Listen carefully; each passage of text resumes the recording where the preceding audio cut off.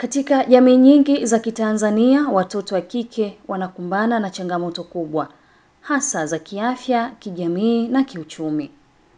Mzizi wa hayo ni kukosekana kwa uwazi juu ya elimu ya afya uzazi na uzazi wa mpango. Mimba za utotoni zikiwa ni matokeo ya kushindwa kuwajibika kwa wazazi pamoja na jamii na kusababisha ndoto za mabinti wengi kufa kabla ya wakati. Kipindi nilianza kufanya mapenzi nilikuwa kama darasa la 3 ni tayari nisharuka na ingia la 4. Hii ni simulizi ya kutoka kwa Rosemary Muhavile, anayeishi kata ya Mbasa, wilaya ya Kilombero, mkoani Morogoro. Ni mmoja wa wanawake wa mfano ambaye alibeba mimba akiwa na umri wa miaka 14, miaka 5 iliyopita.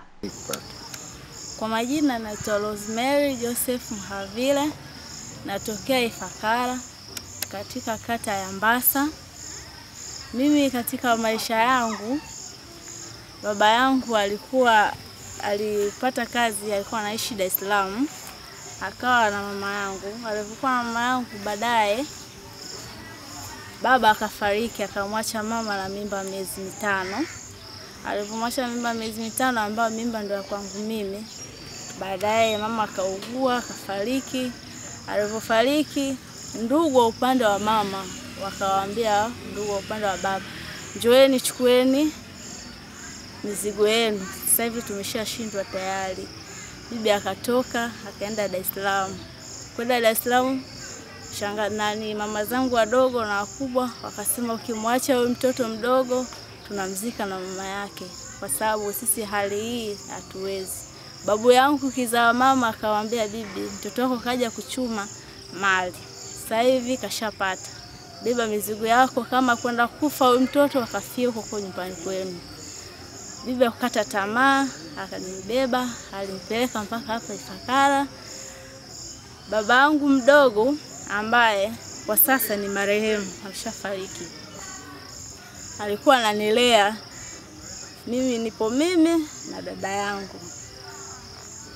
Jinsi ya kutulea, yeye alikuwa anasoma sekondari, huko anasoma, akirudi nyumbani likizo, mida kabla ya kuondoka, anawafundisha wanafunzi usiku ambao ni watu wazima. Anawafundisha, akipata zile hela ndio atafanya mahitaji ili tupate kula. Badala hapo nyumba tulikuwa tunakaa, manyanyaso yalikuwa ni mengi. Bibi alikuwa apitia manyanyaso ni mengi. Mara choo hamna, bibi alitozwa faini ya shilingi 80. Hapo tena bibi alikuwa analala chini. Mahitaji ya sisi yalikuwa ni magumu kwa sababu baba mdogo bado anasoma. Bibi akakata tamaa, alinikumbatia na akanilea vizuri. Nikasoma kuanzia chekechea. Nilipofika darasa la 4, ugonjwa ukaja kunipata tena. Nikawa natapika mabonge ya damu. Nikaenda hospitali. Bahati nzuri akupo mzungu Hana, akawa ananisaidia kuhusu huduma ya damu mpaka nimepona. Nikafanya mtihani wangu wa taifa, nikafaulu, nikaendelea na masomo mengine. Nilipomaliza la 7, baba wangu mdogo, nilipomaliza tu la 7 nikapata mimba. Nilipopata mimba nikajifungua. Baba mdogo akakata tamaa, akawa ananilea hivi. Nikaendelea. Nilipokuja kupata mimba tena ya pili, babangu mdogo yuko udini, hali mbaya. Ananikumbuka, mwanangu huko ameshajifungua, ila mimi nilikuwa bado najiugulia. Mwisho wa siku nikajifungua. Baba mdogo anabidi akakatwa mguu, ulikuwa naumwa kisukari. Tukaenda Iringa. Mimi nikapitiliza kwa sababu sehemu alikopo anakaa ni ina baridi. Alafu mimi nimefanyia operation. Nikapita sehemu alikuwa anakaa nyumbani, nikafika kule nimekaa. Mwisho wa siku baba mdogo aliletwa huku St. Francis. Kuja huku akafariki. Alipofariki nikarudi kuja kuzika. Nikazika. Nilivozika tu ndo nikakaa hapo na bibi, sikuenda kokote. Mimi mpaka kuonana na shirika la HEDO nilionana siku ya ukimwi duniani, ambayo siku ya ukimwi duniani ilifanyikia Morogoro, Kilombero hii tarafa ya na Burumemu. Nimshukuru mkurugenzi, alinipokea akanisajili, mpaka sasa hivi najifunza ufundi cherehani pamoja na kilimo. Ila shida nilizopitia ni kama hizo, ni ngumu. Ugumu wa maisha na ukosefu wa elimu ya afya ya uzazi na uzazi wa mpango mashuleni pamoja na nyumbani umechangia kwa kiasi kikubwa wasichana wengi kupata mimba wakiwa bado na umri mdogo. Mazingira nilokutana nayo mtu alionipatia mimba yalikuwa ni mazingira tu, yani sio mazingira salama, kwa sababu ilikuwa ni vishawishi vya marafiki zangu. Kwa hiyo kwenye hao watu ambao walikuwa wanatoka na marafiki zangu, alikuwa ni miongoni mwa marafiki hao wanaume. Kwa hiyo na mimi nikapata huyo mwanaume kwenye hicho kikundi cha wanaume wa rafiki zangu, tukaanzisha uhusiano. Na alikuwa na kazi gani? Hakuwa na kazi maalum, yeye alikuwa kazi yake ni mwizi wa mtandaoni. Kupata mimba, awali sikujua kama nina mimba. Ilitokea siku tulikuwa tunapima mimba shuleni, nilipopima nikajulikana na mimba. Baada hapo nikaambiwa nimwite mzazi, alipokuja mzazi nikafukuzwa shule. Kwa hiyo maisha yangu yalikuwa tu ya mtaani. Wazazi wangu walinilea japokuwa niko masimango sana. Walinilea hivyo hivyo mpaka nilipojifungua. Kwa sasa wanangu wana umri wa miaka 4. Kipindi nilipobeba ujauzito nikiwa kwenye umri mdogo, jamii ilikuwa inanidharau sana. Tena ilikuwa inanichukulia kwa sababu mimi peke yangu ndo nilibaki kwenye familia yetu, ambaye ni mwanafunzi ambaye walinitegemea, walitarajia kwamba nitakuja kufaulu. Lakini mwishoni nikabeba mimba, nilidharaulika na jamii. Hata wazazi pia walikuwa wananisema na kunitenga pia. Ushauri wangu kwa vijana ambao wapo shuleni, ninapenda kuwashauri ya kwamba ukiwa unasoma, changamoto za kukosa pesa kutoka kwa wazazi, changamoto za kukosa mahitaji madogo madogo kutoka kwa wazazi zipo, na pia zinaweza zikatatulika kwako binafsi, kwa sababu kuna wakati upo weekend unaweza ukajishughulisha na biashara ndogo ndogo yoyote. Mzazi hawezi kukosa kukusupport. Ukimwomba mzazi uuze hata maandazi, anaweza kukusupport ukauza maandazi ukapata chochote kitu cha kwenda nacho shuleni.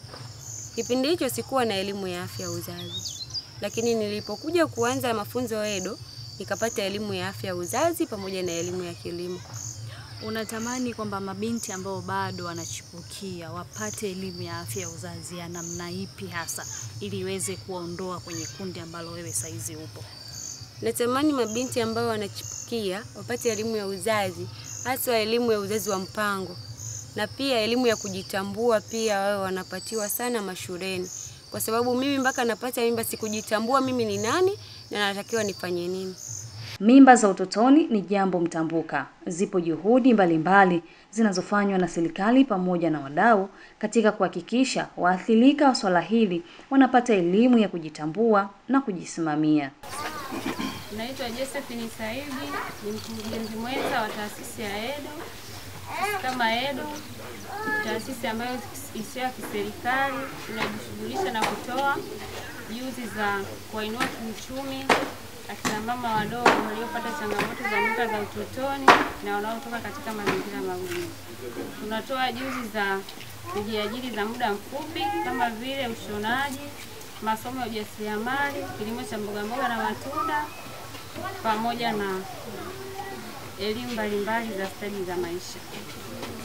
Katika kazi hii tunayofanya, tuna malengo ya kumkwamua huyu mama mdogo aliyepata changamoto kutoka katika hatua 0 kwenda katika hatua ya mafanikio. Lakini sambamba na hilo, tunashukuru Mungu anatusaidia kuwapa maarifa mbalimbali ya kuweza kujikwamua na kubadilisha maisha yao. Changamoto tunayopitia katika kutoa huduma hii ni pamoja na, kwanza kabisa, uhitaji ni mkubwa wakati tunachukua kiwango cha chini.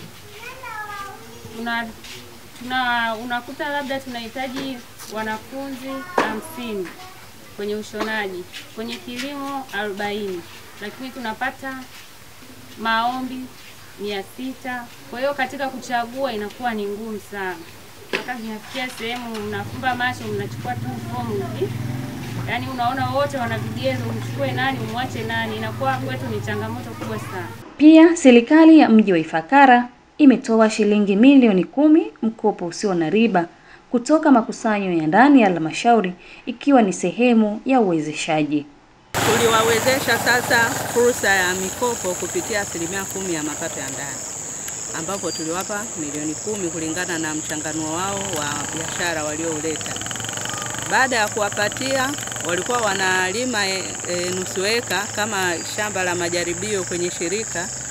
Sasa wameweza kulima ekari 2. Ndani ya siku 45 wameweza kuzalisha zile tango, na sasa hivi wanavuna. Wamezalisha pilipili hoho, wamezalisha nyanya chungu, na wanazalisha bamia. Ni vitu ambavyo vinahitajika sana sokoni, kwa maana kwamba ni mboga ambazo zinatumika sana majumbani, lakini pia na wao wanatumia kama sehemu ya lishe kwao wenyewe na kwa watoto wao.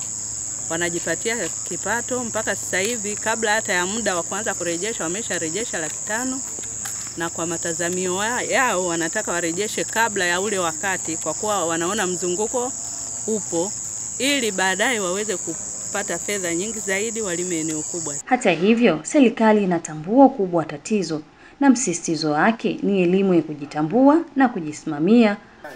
Kwanza kujitambua, pili kukaa pamoja kama kikundi, na halmashauri ya mji Ifakara kuwapa fedha, lakini kabla hapo taasisi yetu kuwakusanya na kuwaweka pamoja kama vijana ndani ya mji Ifakara na kusema kama hivi ni jambo la kupongeza sana. Hongereni sana.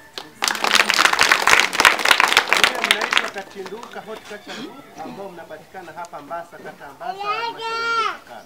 Hawa binti wana miaka 16 na kila mtu ana haki, wote mna watoto. Lakini katika watoto hao wanaume zenu wamewakimbia, na mwingine amefanya zaidi ya mara moja mara mbili na watoto 3 wana. Polisi wa kweli? Kweli. Mara moja amekimbia, mara pili amekimbia. Bado mpo tu.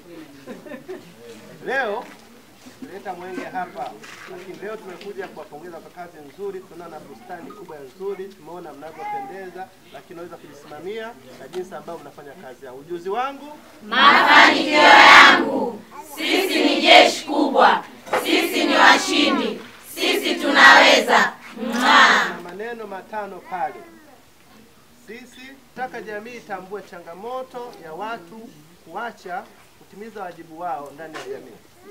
Na hawa kama nilivyosema taarifa yenu, kuna watoto zaidi ya 800 waliomba, lakini kwa sababu ya uwezo ni watoto 22 tu walipata kati ya 800. Waliobaki wanafanya shughuli gani? Lakini nyie mmejitambua, nyie mmeweza na mmewezeshwa, na ndio maana nampongeza sana mkurugenzi wa mji Ifakara Msiri Kifana kwa kutoa fedha na idara ya maendeleo ya jamii kusimamia forensi na timu yako, lakini kwa Edo kuwaweka pamoja na vijana nyie kujitambua, mama wadogo. Hiyo kauli ya mama wadogo yeye inanipa wasiwasi. Mama wadogo, lakini kuwa hivi leo mnapokusanyika hapa, jambo la kwanza ni kumshukuru Mungu kwamba ametuwezesha na ameinua watu kwa nafasi tofauti. Jambo la pili ni kujitambua. Jambo la 4 ni kuwaonesha kule mtaani kwamba nyie mnaweza na hamtarudia tena na mnaweza kusimama. Ikumbukwe kuwa mimba za utotoni huongeza athari ya matatizo ya kiafya kwa mama na mtoto. Pia huathiri maendeleo ya kielimu na uchumi kwa wasichana wengi. Hivyo elimu ya afya ya uzazi ni ngao muhimu inayoweza kuzuia jambo hili. Hii ni Rindimo Media na mimi ni Farida Mangube.